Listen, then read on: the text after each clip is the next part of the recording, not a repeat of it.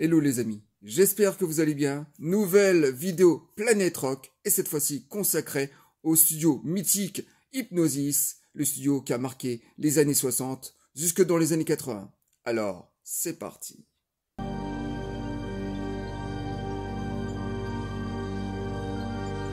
Les années 60 et l'invasion britannique de rock de cette décennie, un rappel, une succession après la vague de rockabilly américain des années 50 et l'âge d'or. Et dès 61, les Britanniques vont envahir toute l'Europe avec leur groupe de rock plutôt bluesy dans un premier temps. Bien sûr, les Beatles, les Stones, les Who et les Kings vont envahir les charts. Et ensuite, très rapidement, le rock britannique va évoluer vers un rock beaucoup plus travaillé, beaucoup plus inventif. Va arriver bien sûr le rock psychédélique, le rock progressif et la musique électronique expérimentale. Et dans cette décennie, dans cette période propice de 68, va émerger trois personnalités, des dessinateurs, des créateurs, des peintres, des graphistes qui vont créer un collectif qui va devenir beaucoup plus tard le studio Hipgnosis. Et le rock progressif, les horizons musicaux s'élargissent et de nouveaux styles émergent. Alors ces trois artistes sont Storm Orgerson, Aubrey Powell et Peter Christopherson, qui vont sortir tous de l'école d'art et au départ vont travailler à domicile comme ça dans des petits locaux et très rapidement ils vont trouver un studio au milieu de Londres pour créer le mythique studio Hipgnosis. Alors Hipgnosis va commencer éventuellement avec une formation phare de l'année 68, Pink Floyd. Cette formation plutôt montante qui intéressait tous les clubs de l'époque londoniens et ils vont produire cette pochette de ce tout récent groupe de rock psychédélique avec son chanteur Syd Barrett qui était avant-gardiste en tant que chanteur et guitariste du groupe et Hipgnosis va travailler sur cette première pochette. Le collectif britannique Hipgnosis, célèbre pour son travail sur les albums de Pink Floyd, va ainsi créer... Et ensuite, dans la décennie suivante, dans les années 70, toute une vague de groupes underground qui va émerger dans ce mélange de rock psychédélique et de rock progressif et de musique expérimentale de tête. Par exemple, Jimi Hendrix va signer chez Hipgnosis. Peter Gabriel aussi en début de carrière va signer des pochettes extraordinaires. Il y aura aussi Police, il y aura aussi le groupe Free, Bad Company, Grateful Dead, Vangelis va faire une petite apparition chez Hipgnosis. Et ce studio était juste mémorable parce que au sein de ce studio, en dehors de ces trois grands leaders qui a commencé par ce collectif, ils vont engager des créateurs, des concepts, des graphistes, des peintres, des dessinateurs qui vont travailler sur tous les supports. Alors, en étroite collaboration, bien sûr, avec certains artistes. Et préfère des images reflétant la musique en elle-même, laissant à l'auditeur la possibilité de faire appel à son imagination pour mieux la... Surtout Peter Gabriel qui va énormément travailler sur ses propres pochettes, d'après les négatifs, les photos originales, il va les grafouiller, il va les redessiner, il va mettre des effets de lumière, donc il va travailler étroitement avec ses différents concepteurs et on se souvient bien sûr de toutes ces pochettes mémorables de Pink Floyd parce qu'ils ont commencé dès le premier album de Pink Floyd en 68 jusqu'en 83 avec la toute dernière pochette Final Cut. Et ensuite le studio va progressivement au milieu des années 80 disparaître. Le collectif, le studio va se séparer pour travailler individuellement. Et cette décennie de pochettes, tous hyper originales, était issue d'abord des artistes eux-mêmes qui voulaient mettre en avant plus leur musique que leur propre image. Ils voulaient laisser exprimer leur créativité à travers des pochettes extrêmement originales. Donc il y avait beaucoup de science-fiction, il y a beaucoup de contemporains dans ces séances de photos, de peinture et d'effets de photos comme ça, parce que ils travaillaient le verre, ils travaillaient l'acier, enfin voilà, tous ces concepteurs avaient des idées folles pendant cette grosse décennie qu'a été le studio Hipgnosis. Et par la suite, bien sûr, dans le sillon, il y a eu d'autres studios qui se sont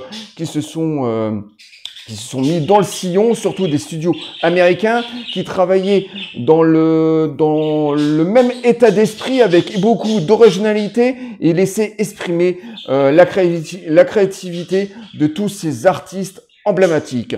En tout cas, le studio Hipgnosis, un studio qui a duré pendant une quinzaine d'années, qui a été extrêmement inventif pour toute la vague de rock britannique et américain. Le studio Hipgnosis, un studio mythique.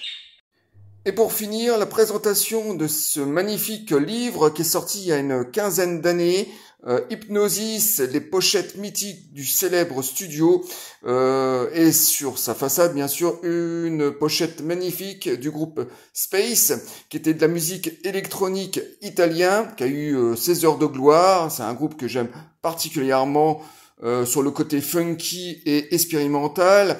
Et bien sûr en façade on peut lire tous les groupes mythiques qui ont rendu célèbre le studio: Led Zeppelin, Jimi Hendrix, Pink Floyd, Police, les Who et Queen.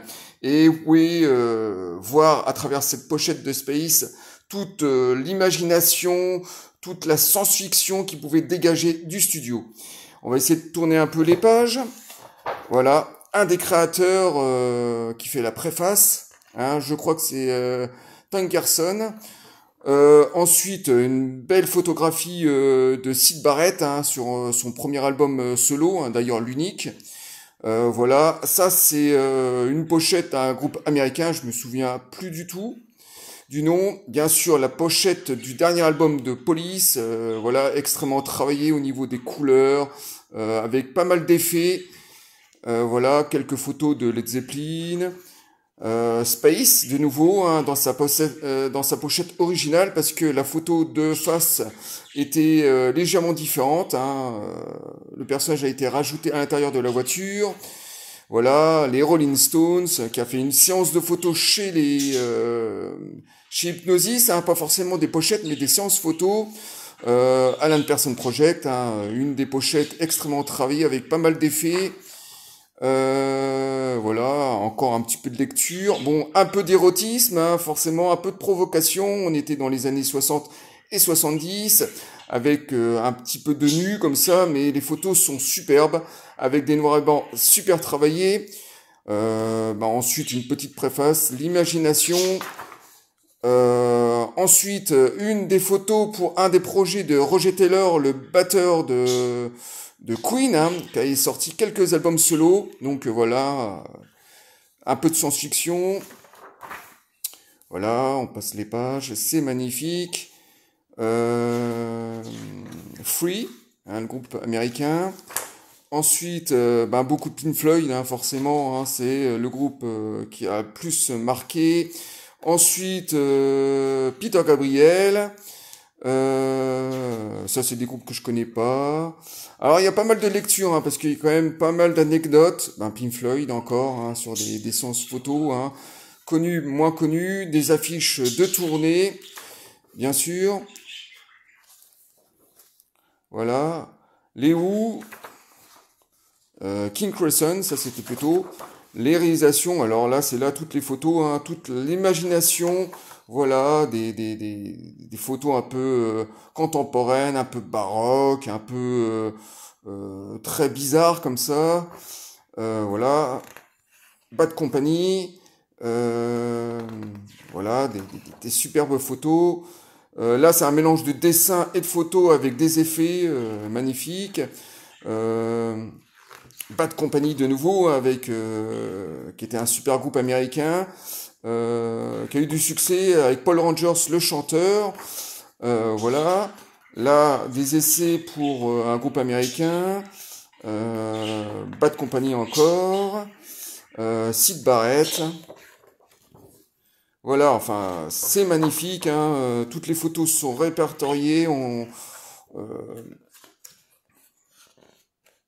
voilà, les où, ah, toutes les photos que moi j'adore de Peter Gabriel sur ses premiers albums solo, voilà, alors voilà, ça c'était la photo originale avant qu'il soit retravaillé pour la pochette originale, hein, on voit Peter Gabriel qui déchire la pochette du disque, lui en studio, voilà, des tests pour les différentes pochettes, hein, à l'intérieur, voilà, Pink Floyd, hein, Rory Gallagher, enfin, voilà, il y a même les Bee Gees, hein, qui sont passés vite fait, voilà, Pink Floyd, Led Zeppelin. Voilà, il y a des pochettes très très bizarres qui n'ont jamais été retenues malheureusement.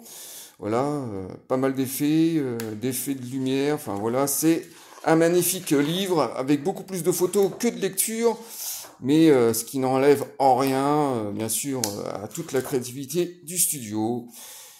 Et on va finir par Pink Floyd, hein, voilà, super. Toujours plein de photos. Voilà, ce magnifique livre, donc, qui est sorti il y a une quinzaine d'années, la photo de derrière de l'album Face, hein, qui était comme un double album, hein, c'était une grande photo rectangulaire, et ce livre est encore trouvable sur des sites de vente, bien sûr, hein, à des prix variables. Moi, je l'avais trouvé à Nose, hein, au par hasard, comme ça, 5 €. Donc, c'est un livre magnifique à collectionner. Le grand studio Hypnosis.